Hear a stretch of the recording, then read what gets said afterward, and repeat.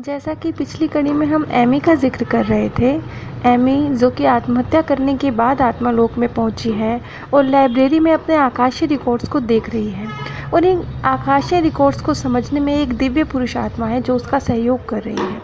अब स्वाभाविक रूप से क्योंकि एमी ने आत्महत्या करी है तो वो एक शिकायत भरे अंदाज में उस दिव्य पुरुष से कहती है कि क्या आपको पता है कि मेरा जीवन कितना मुश्किल था। जब उस दिव्य पुरुष ने उससे ये कहा कि उसे उसे वो जल्दी आ गई है, वो वक्त से पहले आ गई है, उसे ऐसा नहीं करना चाहिए था। इस पर एमी का ही जवाब था। खैर, अब एमी के केस को आगे बढ़ाते हुए अब एमी के सामने आकाशीय रिकॉर्ड्स हैं और आकाशीय रिकॉर्ड्स में वो अपने जीवन की परिस्थितियों को देख रही है। सिर्फ उनको नहीं जो कि वो कर चुकी है, फैसले ले चुकी है, बल्कि वो उन रास्तों को भी देख रही है जिस पर वो चली नहीं लेकिन वो चल सकती थी। यानी जीवन के वो फैसले जो उसने किए नहीं लेकिन वो कर सकती थी, और अगर वो करती तो उनका अंजाम क्या होता। इन्हीं आकाशीय रिकॉर्ड्स में उसके सामने खुलकर आता है एक और रास्ता जिसमें दिव्य पुरुष उसकी मदद कर रहे हैं, जिसमें वो देखती है कि अगर वो आत्महत्या ना करके जीवन को चुनती तो उसका जीवन क्या होता। और देखिए, हम जीवन के मोड़ पर हमेशा कोई ना कोई फ़ैसला लेते रहते हैं। हर सेकंड हम अपने जीवन को डिज़ाइन कर रहे हैं। अब मैं आपके सामने शब्दों में बहुत ज़्यादा हेर-फेर ना करते हुए जो एमी के विचार हैं, जो एमी ने देखा, उससे मैं स्पष्ट करना चाहूँगी। वो यहाँ पर जीवन रेखाओं को देख रही है उस पुस्तक के अंदर। अब ये जीवन रेखाएँ क्या हैं, इसके बारे में मैं डिटेल में एक वीडियो में बता चुकी हूँ। अब इन्हीं जीवन रेखाओं में जो एग्जैक्टली अब एमी के शब्द हैं, उसने कहा, ये रेखाएं जिस क्रम में हम जीवन के मित्रों को देखना चाहते हैं उनका रूप धारण कर लेती हैं, और उन चित्रों को जिन्हें हम देखने के इच्छुक हैं वो हमारे सामने होते हैं। ऐसा लगता है जैसे ये आकाशीय रिकॉर्ड ना एक तरह से गुप्त होते हैं। गुप्त यानी ये प्रत्यक्ष ही उसके सामने हो रहे हैं जिसके ये रिकॉर्ड्स हैं। ऐसे मान लीजिए जैसे कि आपका फ़ोन है, आपने लॉक लगा दिया, अब ये खुलता है, आप ही को उसका पासवर्ड पता है, आप ही खोल सकते हैं, कोई दूसरा खोल नहीं सकता। और खोल भी लेगा तो शायद उस मोबाइल में किसी और ही भाषा में लिखा है, वो उसे पढ़ नहीं पाएगा। इतनी ज़्यादा गोपनीय होती हैं। अब इन आकाशीय रिकॉर्ड्स में जो एमी देख रही है, एमी क्या देख रही है? एमी देख रही है कि अगर उसने आत्महत्या ना की होती, उसने कोई और रास्ता चूज़ किया होता तो क्या होता। अच्छा, यहाँ पर एमी ने एक ख़ास शब्द का प्रयोग किया। उसने कहा कि मैं झटके से एक पन्ना खोलती हूँ और मैं खुद को उस पर्दे में, उस गांव में देख रही हूँ जहाँ से मैं आई हूँ। सच कहूँ तो ये वास्तव में अलग नहीं है बल्कि वास्तविकता है, जीवंत है। मैं खुद को उसमें देख रही हूँ। अच्छा, जब उसने ये लफ्ज़ कहे कि मैं खुद को उसमें देख रही हूँ तो स्वाभाविक रूप से न्यूटन ने पूछा कि कैसे? तुम तो वो पुस्तक देख रही हो ना, तो तुम खुद ही कैसे, मतलब इतना जीवंत कैसे है कि मैं उस बुक में भी खुद ही हूँ और मैं बुक देखने वाली भी खुद ही हूँ। ये अजीब है ना?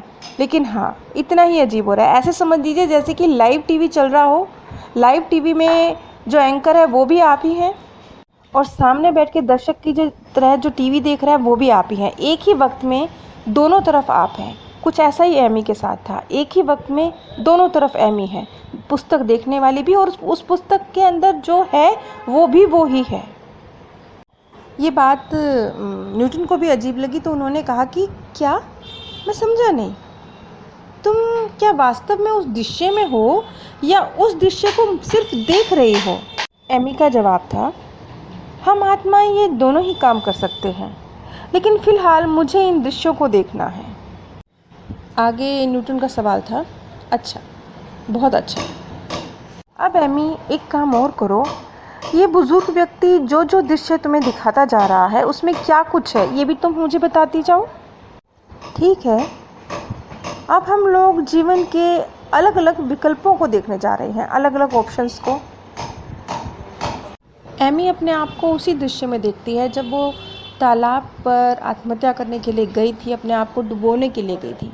लेकिन इस बार रास्ता कुछ और है, उसका फैसला कुछ और है।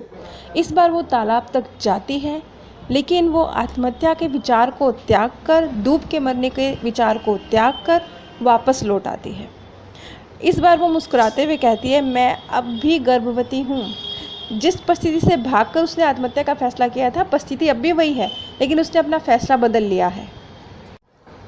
आगे वो क्या देखती है? वो देखती है कि वो अपनी माँ आइरिस के साथ है और वो अपनी माँ को बताती है, मेरे पेट में थॉमस का बच्चा है।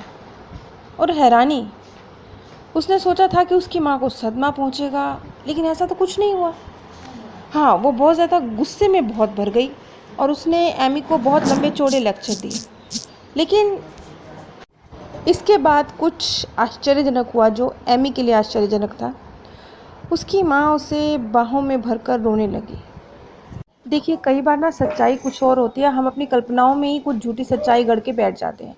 एमी ने क्यों आत्महत्या की थी? क्योंकि उसे लगा था उसके माता पिता तो अब पता नहीं कैसे रिएक्ट करेंगे, समाज कैसे रिएक्ट करेगा। माता पिता को बताने की हिम्मत ही नहीं थी। लेकिन देखिए हुआ क्या, जब उसने ये सच्चाई अपनी माँ को बताई तो डांट भी पड़ी, लेक्चर भी सुनने को मिला, लेकिन ये सदमा नहीं था उनके लिए। उन्होंने फिर भी उसे गले से लगाया, फिर भी अपनी बेटी को संभाला।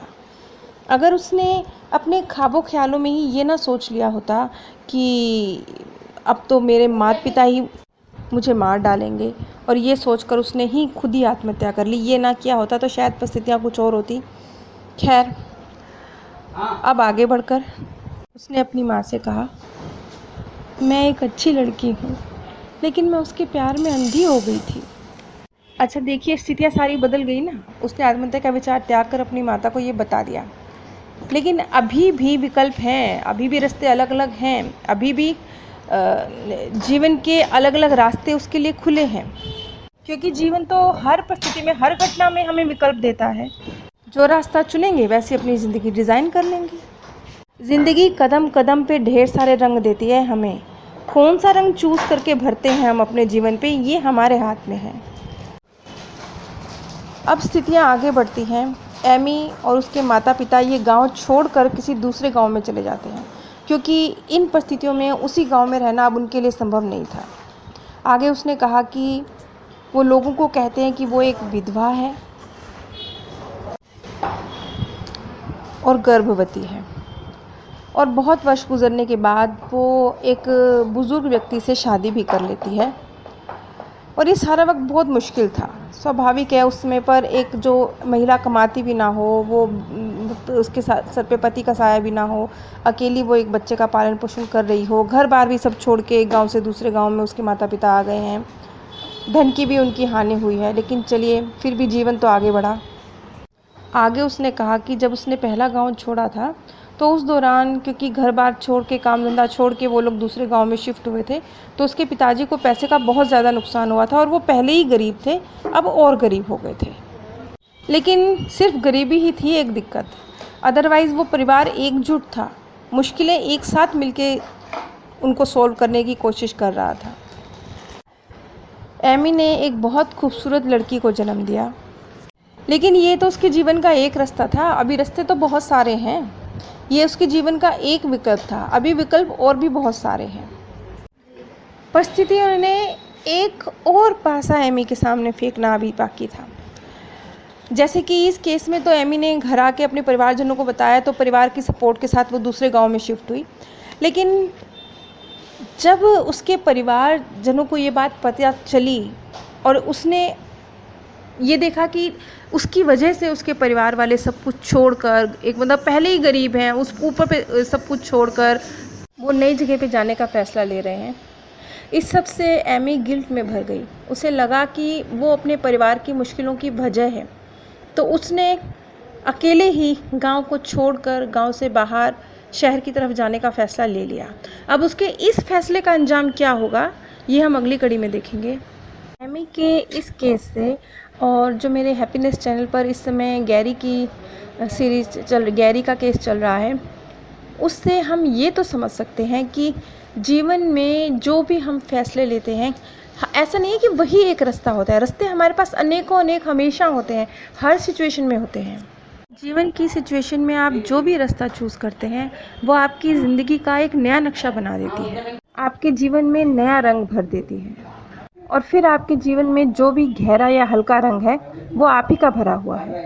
नीचे डिस्क्रिप्शन बॉक्स में मैंने आप सभी के साथ अमेज़ॉन का लिंक शेयर किया है।